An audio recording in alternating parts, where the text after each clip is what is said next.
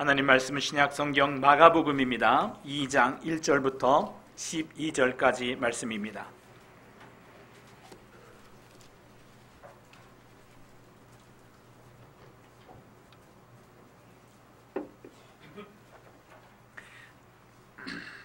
마가복음 2장 1절에서 12절까지 말씀을 봉독합니다.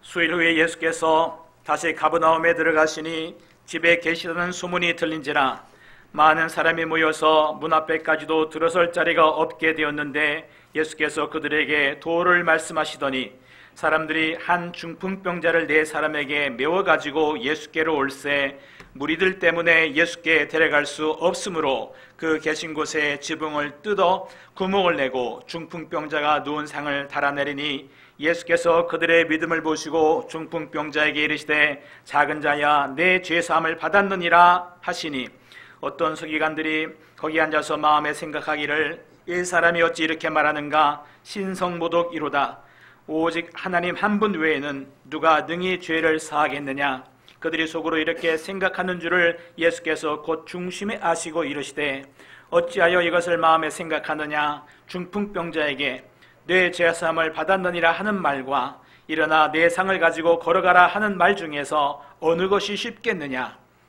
그러나 인자가 땅에서 죄를 사하는 권세가 있는 줄을 너희로 알게 하려 하노라 하시고 중풍병자에게 말씀하시되 내가 내게 이르노니 일어나 내 상을 가지고 집으로 가라 하시니 그가 일어나 곧 상을 가지고 모든 사람 앞에서 나가거늘 그들이 다 놀라 하나님께 영광 돌리며 이르되 우리가 이런 일을 도무지 보지 못하였다 하더라. 할렐루야. 감사합니다. 이 시간 우리 옆에 분과 서로 인사하는 시간을 갖도록 하겠습니다. 최선을 다해서 예배하겠습니다. 우리 고백하면서 인사하십시다.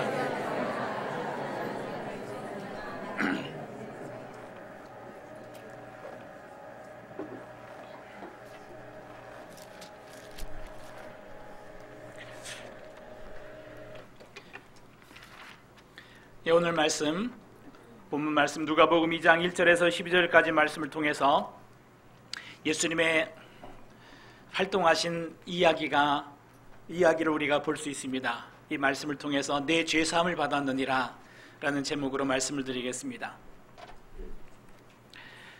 가버나움에 오셨는데 1절에 보니까 가버나움에 오셨는데 가버나움은 예수님의 활동의 아주 중요한 근거지입니다. 아주 작은 동네입니다.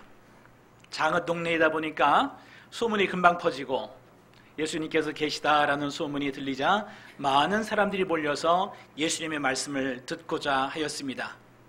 왜냐하면 예수님께서는 그 근방을 다니셨는데 예수님께서 가는 곳마다 많은 사람을 병든 자를 고치시고 또 귀신 들린 사람들의 귀신을 내어 쫓으시고 심지어는 나병 환자, 문둥병자도 치료하시는 그러한 일을 행하셨습니다.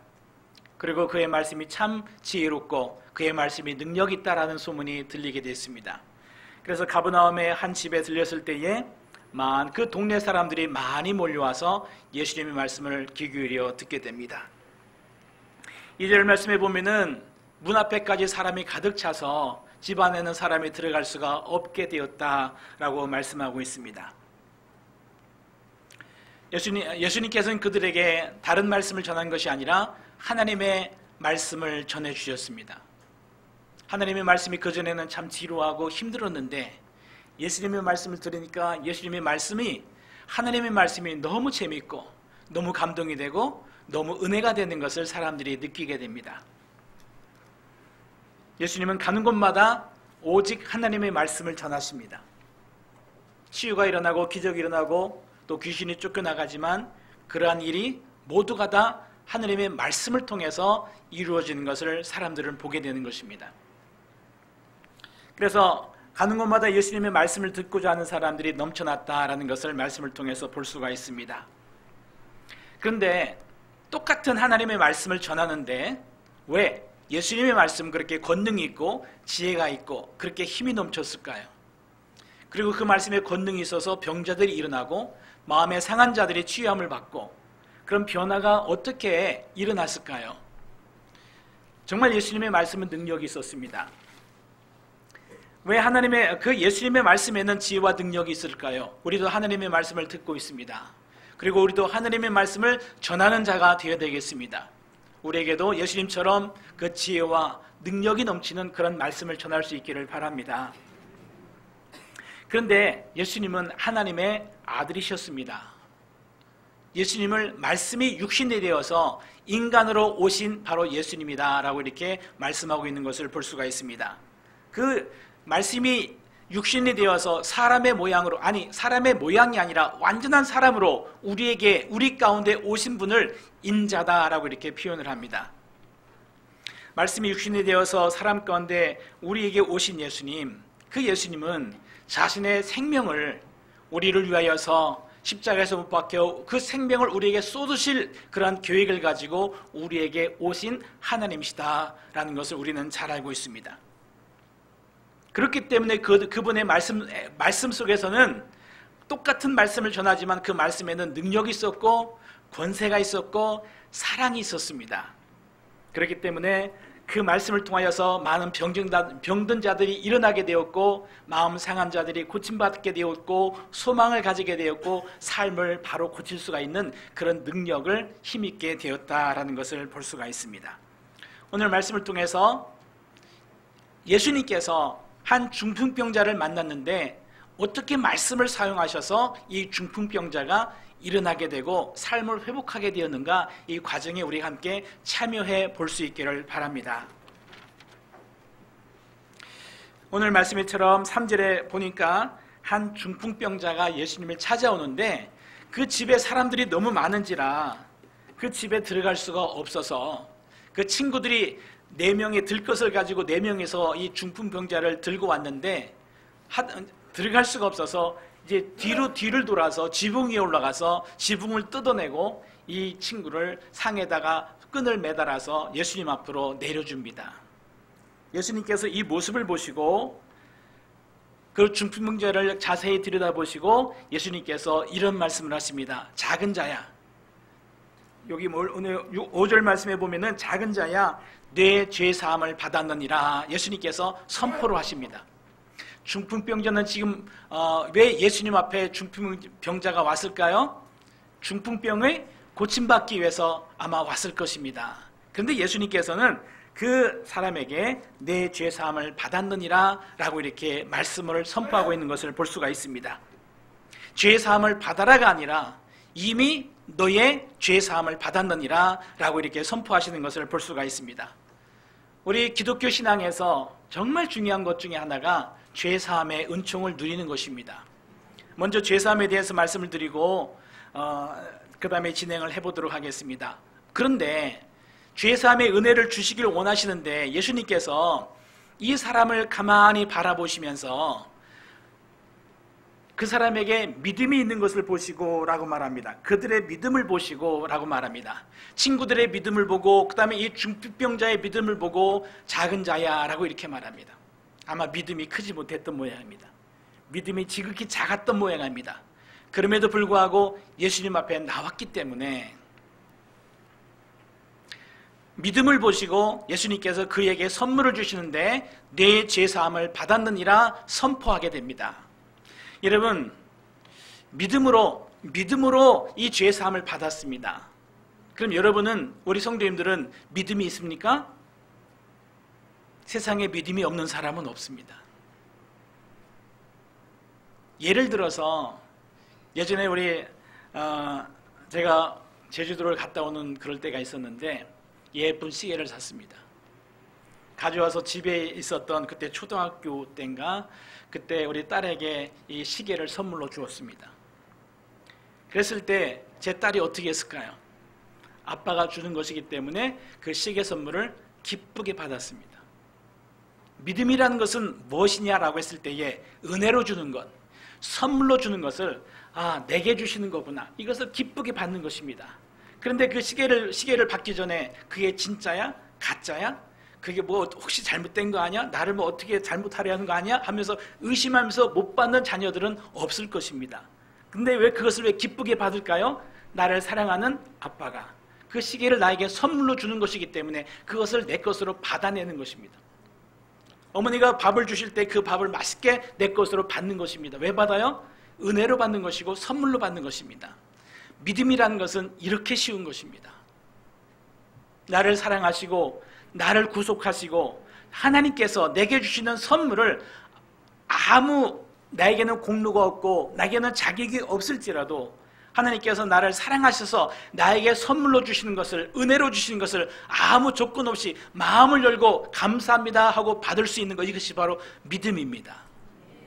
그렇기 때문에 믿는다라는 것은 세상의 어떤 것보다도 쉬운 것입니다. 그런데 믿는다는 것을 세상의 어떤 것보다도 어렵게 생각할 수가 있습니다. 이따가 이제 말씀을 나누겠지만은 그 서기관이라는 사람이 지켜보고 있었는데 그 사람은 이 말씀을 받을 수가 없었어요. 왜냐하면 믿음이라는 것을 너무 어렵게 생각하기 때문에 그렇다라는 것입니다. 예수님께서 보신 단 한 가지 조건은 이것입니다. 내가 너에게 선물을 주려고 하는데 이 선물을 받을 수 있겠니? 라는 것입니다. 성경에 보면은 1만 달란트 빚진 자가 있다라고 그랬습니다. 왕에게 가서 1만 달란트를 내가 갚을 수가 없으니까 좀 시간을 연장해 주시면 제가 어떻게라도 갚아보겠습니다. 갚는 것은 불가능하죠. 지금 돈으로 따지면 뭐 어마어마한 돈인데, 천문학적인 숫자인데 그 돈을 어떻게 갚겠습니까? 불가능한 것이죠. 그런데 내가 어떻게 해서든지 갚겠습니다라고 거기에서 자기의 목숨을 연장시키려고 합니다. 그때 왕이 그 사람을 불쌍히 여겨서 1만 달란트를 탕감해 주었다라고 말씀하는 그런 성경 구절이 있는 것을 볼 수가 있습니다. 근데 그 사람이 나와서 자기가 1만 달란트를 빚졌다라는 것을 믿지를 못하는 거예요. 그것을 믿지를 못하니까 다른 사람, 자기한테 얼마 조금 빚진 사람을 만났을 때 그 사람에게 내 빚을 갚으라고 독촉하는, 즉 1만 달란트 빚진 것에 대한 어떤 그런 탕감을 받았고 용서를 받았다는 그 기쁨을 그는 아직 모르는 겁니다. 왜? 조금 빚진 사람을 만났을 때 왜 그 사람의 멱살을 잡고 빨리 빚을 갚으라고 독촉을 했을까요? 빨리 열심히 내가 빚을 갚아서 1만 달란트는 갚아야지, 1만 달란트를 갚아야지라는 그런 마음속에 있었기 때문에 조금 빚진 사람의 멱살을 잡고 빨리 내 빚을 갚으라고 그렇게 흔들었다라고 생각해 볼 수가 있겠습니다. 지금 그 옆에 있는 서기관이 앉아 있었는데 그 서기관이 옆에 앉아 있으면서 하는 말이 뭐냐면은, 사람이 어찌 이렇게 말을 하는가? 신성모독이다. 사람의 죄를 용서할 수 있는 것은 오직 하나님 한 분밖에 없다라고 속으로 자기들끼리 중얼중얼하는 것을 이 말씀을 통해서 볼 수가 있습니다. 서기관은 하나님의 말씀을 전문적으로 연구하는 사람입니다. 그리고 열심히 예배하고 기도하고 정말 열심히 노력하는 사람입니다. 안식일을 지키고 그 다음에 예배에 최선을 다하고 11조를 하며 저 말씀에 기록된 모든 것을 지키려고 정말 애쓰는 그러한 사람들입니다. 열심히 가르치고 말씀에 열심히 순종하려고 노력하는 그러한 사람입니다. 그런 사람입니다. 그런데 이 서기관이 봤을 때에 나는 지금까지 일평생 연구하고 수행하고 노력해 왔음에도 불구하고 아직도 내 죄를 씻지 못했는데 어떻게 예수라는 사람이 이 아무것도 모르는 이 중풍병자에게 와서 내 죄 사함을 받았느니라 이렇게 선포할 수가 있겠느냐라고 항의를 하는 것입니다. 마음속으로. 그런데 예수라는 이 사람이 이 누워있는 중풍병자에게 그냥 그 자리에서 선언해 버립니다. 네 죄 사함을 받으라가 아닙니다. 이미 네 죄 사함을 받았느니라 이렇게 선포하더라 라는 것입니다. 무엇을 보고 예수님께서는 이 사람의 죄 사함 받았다고 선포해 주셨습니까? 다른 것은 아무 조건을 보지 않았습니다. 환경을 보지 않았습니다. 이 사람 과거 어떤 사람인지 어떤 죄를 지었는지 아무것도 보지 않았습니다. 단지 그 마음에 이 선물을 받을 만한 믿음이 있는 것을 보시고 네 죄 사함을 받았느니라 선포하는 것을 볼 수가 있습니다. 마음속으로 서로 대화가 된 거죠. 내가 받기를 원합니다. 예수님께서 선언합니다. 지극히 작은 자야 네 죄 사함을 받았느니라. 작은 자라고 말합니다. 세상에 많은 환난을 당해서 지극히 작은 하나님의 아들아 라는 그런 말씀입니다. 마지막 소망 하나 붙들려고 나에게 나온 이 작은 아들아 라고 말합니다. 내 죄사함을 받았느니라. 근데 왜 죄사함입니까? 중풍병을 고치려고 왔는데 왜 죄사함을 주느냐라는 것입니다. 즉 주님께서 바라보시는 시각은 무엇인가 하면은 모든 죄와 모든 우리의 질병과 모든 고난과 우리의 삶에 꼬인 것과 잘못된 이 모든 원인은 죄에 있다라고 보시는 것입니다. 모든 우리 인생이 가지고 있는 모든 인생의 문제와 또 질병과 환난과 이 모든 것의 근본적인 원인은 죄다라고 이렇게 말씀하고 있는 것을 볼 수가 있습니다. 죄에 대해서 잠깐 말씀을 드리겠습니다. 죄가 있는 자는 반드시 심판을 받고 영원한 형벌을 받게 될 것입니다. 세상에 살아가면서 모든 고통과 불행과 절망의 근원은 죄다라고 성경은 말하고 있습니다. 그건 또 실제 그렇기도 합니다. 사단에 미혹당하고 속고 어두움 가운데 사는 모든 원인이 죄입니다. 기뻐하지 못하고 진실한 사랑을 나누지 못하며 세상의 물질 때문에, 사건 때문에, 사람 때문에 상처를 받으면서 어찌해야 좋을지 모르는 삶을 살아가는 것 다 죄 때문입니다. 열등감과 교만함 때문에 소외당하는 삶을 살아가는 것, 그거 죄입니다.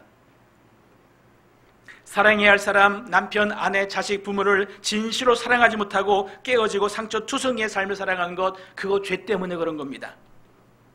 모든 사건과 환경 속에서 올바로 행하지 못하고 올바로 걷지 못하는 것, 그거 모두가 다 우리 속에 있는 죄 때문에 그런 것입니다. 자기 자신에게 정직하지 못한 것, 그거 죄입니다. 모든 우리의 삶에 왜곡된 것, 잘못된 것, 어두운 것 다 우리 속에 있는 죄성 때문에 그렇다라는 것이 성경의 진단이고 하나님의 진단입니다. 그런데 아무리 이 서기관처럼 아무리 수련을 쌓고 내공을 훈련하고 공부를 하고 철학을 마스터하고 열심히 윤리 도덕을 배워서 정말 죄를 벗어나려고 노력을 하면 할수록 더욱더 죄 가운데 빠진다라는 것이 모든 사람들의 삶의 증언입니다. 죄를 벗을 수가 없다라는 것입니다.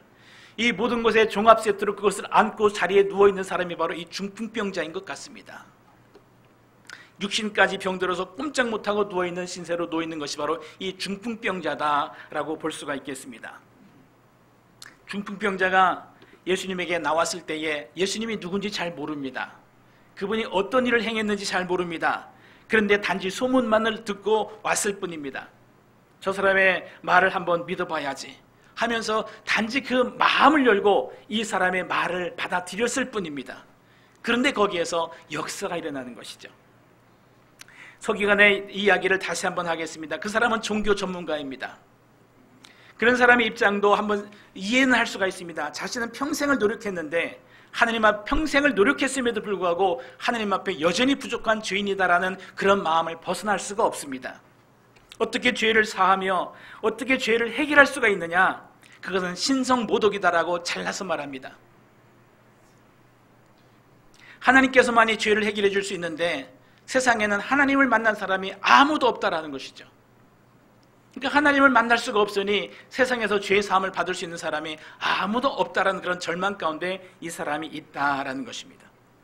맞습니다. 세상에 어느 누구도 죄를 씻을 수 있는 사람은 없습니다. 몸에 있는 문신은 뭐 레이저를 하든지 피부를 이식하든지 하면은 지울 수가 있을 것입니다. 그렇지만 우리 속에 있는 죄는 우리 혈관을 타고 우리 신경을 타고 우리의 마음을 타고 우리 온몸에 퍼져 있어서 이 죄는 씻어낼 수도 없고 분리해낼 수도 없습니다. 이것은 오직 하나님만이 해결해 줄 수 있는 것입니다. 그래서 이 살아갈수록 죄를 쌓을 수밖에 없고 죄는 없애려고 하면 할수록 죄는 자라나는 그런 속성이 있기 때문에 자라날수록 우리는 죄를 더 쌓는 삶을 살 수밖에 없는 것이 우리의 인생이었다라고 말하고 있습니다. 그런데 하나님께서 우리에게 새로운 구원의 길을 열어주셨다라는 사실입니다. 예수님께서 이 땅에 오신 것은 누구든지 예수 그리스도를 믿으면 아무 조건 없이 예수 그리스도를 믿기만 하면 모든 죄 사함을 받는 은혜를 하나님께서 우리에게 허락하여 주셨음을 믿으시기 바랍니다. 또한 이 죄 용서함을 받을 뿐만 아니라 예수 그리스도를 믿는 자마다 그 죄의 영향력에서 엉터리가 되고 꼬이고 제대로 된 삶을 살지 못하던 그 삶을 하나님께서 친히 하나씩 회복시켜 주시는 그런 은혜까지도 베푸는 것을 믿으시기 바랍니다. 그러면은 우리가 예수 그리스도를 믿고 영접하기만 하면은 주님께서 우리의 모든 죄를 사하여 주시며 하나님의 자녀로 되는 권세를 주셨다라고 했는데 이것이 사실은 그냥 이루어진 것은 아닙니다. 세상에 공짜는 없죠. 하나님께서도 우리 인생의 모든 죄를 사하시고 우리를 하나님의 자녀로 삼아 주시기 위하여서 하나님께서는 태초부터 계획하시고 준비하시고 계획하셨다가 그 아들 예수 그리스도를 2000년 전에 이 땅에 보내주시고 그가 33년의 생애를 통하여서 하나님 앞에 의롭고 거룩하고 진실하고 사랑스러운 삶을 사시다가 아무 죄가 없이 사신 그 예수님께서 우리의 모든 인생의 죄를 대신 지시고 십자가의 형벌을 받아서 죽으셨는데, 그것은 하나님 앞에 우리의 모든 죄를 지고 대신 죽으신 하나님 앞에 드려지는 거룩한 제물이었다라고 성경은 말하고 있습니다. 그리고 누구든지 그 예수 그리스도를 믿는 자마다 죄의 사함을 받으며 하나님의 자녀가 되는 권세를 주셨다라고 성경은 선언하고 있는 것입니다. 이 말씀을 믿으시기 바랍니다. 그러니까 예수님께서 이 중풍병자에게 나타나서 내 죄의 사함을 받았느니라 라고 했을 때 거기엔 아무 조건이 필요 없습니다. 누워있는 사람이 착하든지, 아니 누워있는 사람이 정성이 있든지, 누워있는 사람이 어떤 신념이 강하든지 아무 조건이 없습니다. 단지 받아들이기만 하면, 선물을 받아들이기만 하면은 죄사함 받으며 하나님의 자녀가 되는 권세를 완전히 선물로 공짜로 그냥 주시겠다라는 것이 하나님의 계획인 것입니다. 만약에 거기에 하나의 조건이라도 붙이면은 구원받을 사람이 별로 없을 것입니다. 네가 착해야 된다라는 조건이 하나만 붙으면은, 네가 성실해야 된다라는 조건이 하나만 붙으면은 구원받을 사람이 거의 없을 것입니다. 하나님께서는 아무런 조건도 붙이지 않으십니다. 이 중풍병자에게 누워있는데 아무것도 물어보지 않습니다. 너 어디 출신이야? 어디 족속이야? 학문이 어디야? 학교가 어디야? 과거에 무슨 죄를 지었어? 지금 직업이 뭐야? 너희 부모님 살아계셔? 아무것도 물어보지 않습니다. 단지 그 마음에 이 선물을 받을 만한 그런 마음이 있는 것을 보시고, 그래 받아라, 내가 주고 싶다, 네 죄의 사함을 받았느니라 선포를 하시는 것입니다. 그런데 놀라운 일은 이 죄사함을 받는 순간, 예수님을 만나 죄사함을 받는 순간 죄사함만 받는 것이 아닙니다. 하나님께서는 더불어 귀한 선물을 주시는데 죄사함 받은 자를 의롭다라고 말하는 거예요. 의롭게 된 자를 하나님의 자녀로 삼아주시는 것입니다. 천국에 들어갈, 천국을 누릴 수 있는 천국의 거룩한 백성, 하나님의 자녀로 삼겠다라는 것이 하나님의 약속인 것을 믿으시기 바랍니다. 이것도 선물입니다. 아무 조건 없습니다. 선물입니다. 그리고 또한 하나님의 자녀로 삼으신 그 사람을 그냥 홀로 두지 아니하시고, 하나님께서 하나님의 자녀, 우리가 하나님의 자녀가 된 그 순간부터 항상 함께 하시며 지키시고 인도하시고 보호하시겠다라는 것이 하나님의 약속인 것을 믿으시기 바랍니다. 그 약속을 있는 그대로 받아들이는 사람에게는 하나님의 약속이 그대로 실행되는 것을 믿으시기 바랍니다. 그렇지만 믿지 못하는 자에게는 그 믿음이 열리는 순간까지, 마음이 열릴 때까지 하나님께서는 기다리시는 것입니다. 조건은 무엇이에요? 아무것도 없다라고 그랬습니다. 단지 마음을 열고 하나님의 선물을 기쁨과 감사함으로 받아들이는 것입니다. 죄사함의 은총을 받아들이고 하나님의 아들의 자녀가 되는 권세를 우리가 내 약속으로, 믿음으로, 선물로 받아들이고 하나님의 도우심과 함께 하심을 내가 아무런 조건 없이 받아들이겠습니다. 단지 주님께서 지금부터 내 삶을 지켜주시고 보호해주시고 인도하여 주옵소서. 주님은 내 삶의 주인이십니다.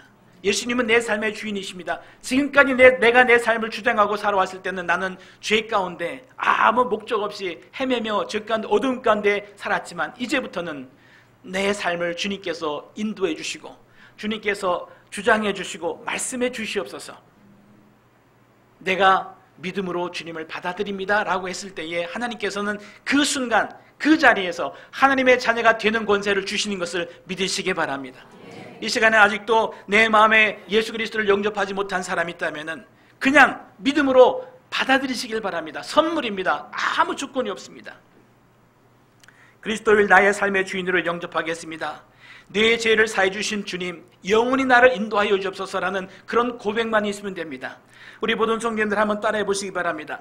예수 그리스도를 나의 삶의 주인으로 영접합니다.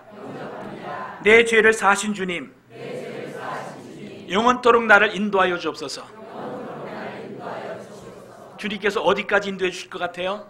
이 세상 끝날까지가 아니라 이 세상을 넘어서서, 죽음을 넘어서서 천국의 영광의 자리에 이르기까지 한시도 떠나지 아니하시고 우리를 자녀로서 대하시면서 항상 이끌어 주시는 것을 믿으시기 바랍니다.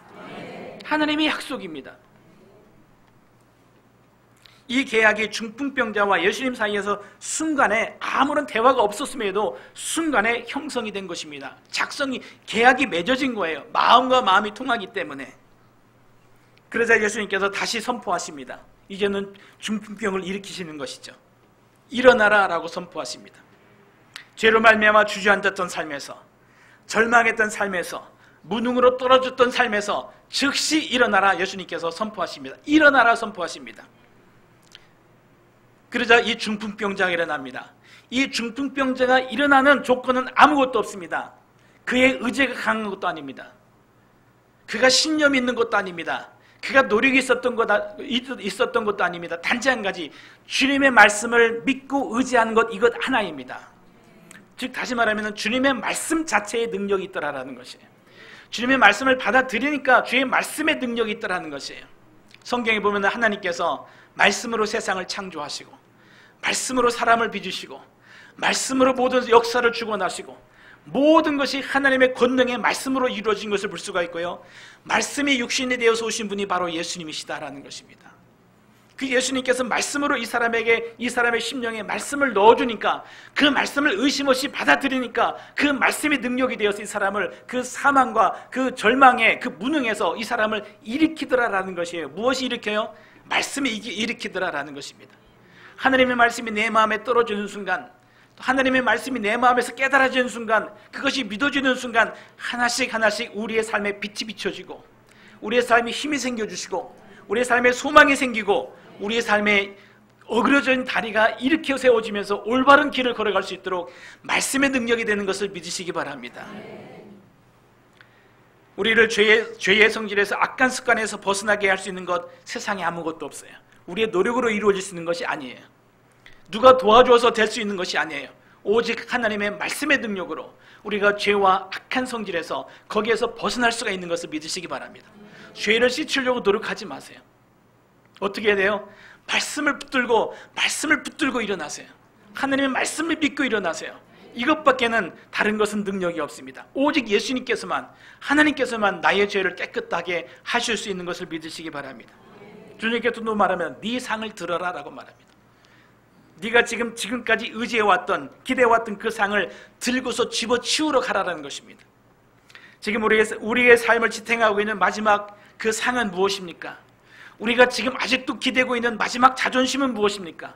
내가 아직 지금 기대고 있는 나의 체면은 무엇입니까? 우리가 지금 의지하고 살아가는 과거의 경험입니까? 내가 의지하는 것은 학력입니까? 우리의 재산입니까? 아니면 우리가 가진 어떤 과거의 어떤 부와 명예입니까? 사도 바울은 그렇게 말합니다. 이 모든 것을 나는 배설물과 같이 여기노라. 나는 절대 그것을 의지하지 않겠노라 라고 이 사도 바울은 선언하는 것을 볼 수가 있습니다. 아마 이런 자랑은 할 수 있을 거예요. 지금 내가 누워있는 상은 1000만 원짜리야. 내가 누워있는 상은 100만 원짜리야. 나는 지금 2만 원짜리에 누워있어도 참 부럽다. 1000만 원짜리 상에 누워있으니까. 그렇게 서로 자랑하면서, 그렇게 서로 비교하면서 열등감을 가지고, 우월감을 가지고 그렇게 우리가 살아가고 있는지도 모르겠습니다. 그렇지만 주님께서는 그렇게 말씀하지 않습니다. 그거 박차고 일어나라라는 것입니다. 그거 그리고 들고 갖다 버려라라는 것입니다.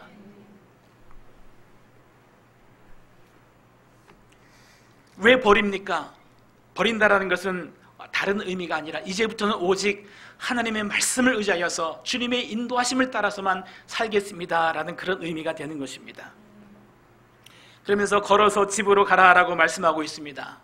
네 발로 걸어가라는 것입니다.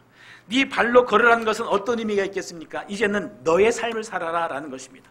지금까지 죄에 끌려다니고, 사단에게 끌려다니고, 사람의 시선에 좌우되고, 그리고 내가 사람들에게 잘 보이려고 비교하고 형식적으로 살아가고 억지로 살아가고 했던 그런 삶은 내 삶이 아니었다는 것이, 죄에 억눌려 있던 그런 삶은 내 삶이 아니었다는 것이에요.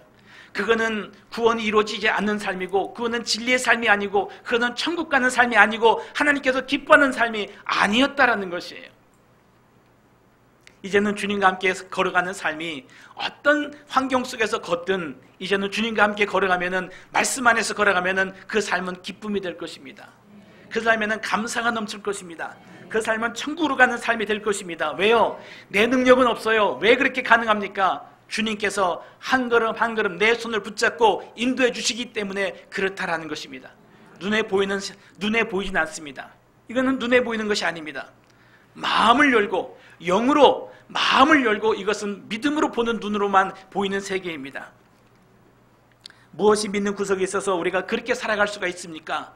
당당하게 살아가는 사람이 있어요. 참 평강 가운데 기쁨으로 살아가는 사람이 있어요. 어떻게 그렇게 살아갈 수가 있습니까? 다른 비결은 하나도 없어요.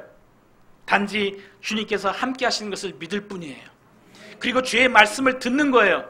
그 들은 말씀을 믿는 거예요. 그 말씀대로 살아가는 거예요. 아무 두려움 없어요. 무엇을 먹을까, 무엇을 마실까, 무엇을 행할까 염려하지 않습니다. 왜요? 주님께서 나를 한 걸음 한 걸음 그때그때 인도하실 것을 믿기 때문에 그렇다라는 것입니다. 이 믿음의 방식을 택할 수 있기를 바랍니다. 환경과 사람 때문에 위축되지도 않습니다. 실패와 성공 때문에 두려워하거나 야망도 없습니다. 이제는 오직 주님의 인도하심을 믿고 그 순간순간 최선을 다하는 삶을 살아가는 겁니다. 믿음으로 살아가는 겁니다. 그래서 의인은 믿음으로 말미암아 살리라 하는 것 같으니라. 나를 속이지 않고, 하나님을 속이지 않고, 이웃을 속이지 않고, 그냥 한 걸음 한 걸음 진실하게 최선을 다해서 살아가는 삶이, 나도 모르게 그 삶이 주님과 함께하는 삶이기 때문에, 말씀을 의지하면서 살아가는 삶이기 때문에 나는 부족한데 주님께서 나를 어디로 인도하세요? 천국길로 인도하신다라는 것이에요. 진정한 삶으로 인도하신다라는 것이에요. 내가 이제 내 자신의 삶을 살도록 주님께서 인도하신다라는 것을 믿으시기 바랍니다. 주님께서 가라고 하는데 어디로 가라고 하십니까? 집으로 가라고 말씀하십니다. 집이 어디겠습니까? 내 삶의 현장입니다. 상처를 입었던 곳입니다. 가난이 있는 곳입니다. 갈등이 있는 곳입니다. 아픔이 있는 곳입니다. 사랑과의 어떤 부딪힘이 여전히 있는 그 현장으로 돌아가라고 주님께서 말씀하시는 거예요. 근데 어떻게 돌아가라고요? 네 삶을, 너의 삶을 가지고 이제 말씀을 의지하고 성령 안에서 이제 새 사람이 되어서 삶의 현장에 가라는 것입니다. 거기에서 우리의 구원이 이루어질 것입니다. 어떻게 거기에서 구원이 이루어집니까? 다시 실패하는 것이 아니라 주님을 의지하면, 믿음으로 나가면은 그 똑같은 삶의 현장이지만 거기에서 하나님께서 기뻐하시는 거룩한 삶이 이루어질 수 있음을 믿습니다. 이것이 주님께서 이 한 중풍병자를 만났을 때 행하신 일입니다. 내 죄사함을 받았느니라. 그 자리에서 일어나 네 상을 들고 너의 집으로 돌아가라. 간단한 말입니다. 그렇지만 이 사람이 회복되는 것이에요. 주님께서 우리를 만나주시고 우리를 이끌어 가시는 삶의 양상이 똑같습니다. 죄사함의 은총을 누릴 수 있길 바랍니다. 하나님의 자녀의 권세를 가질 수 있길 바랍니다. 항상 주님과 동행할 수 있길 바랍니다. 겉으로는 똑같은 삶이에요. 밖에서 볼 때는 똑같은 삶이에요. 똑같은 조건이에요. 그러나 내적으로는, 마음에는 기쁨과 감사가 넘치는 은혜의 삶을, 하나님께서 기뻐하시는 거룩한 삶을 이제부터 영원히 걸어갈 수 있음을 믿습니다. 함께 이 길을 걸어갈 수 있기를 예수님의 이름으로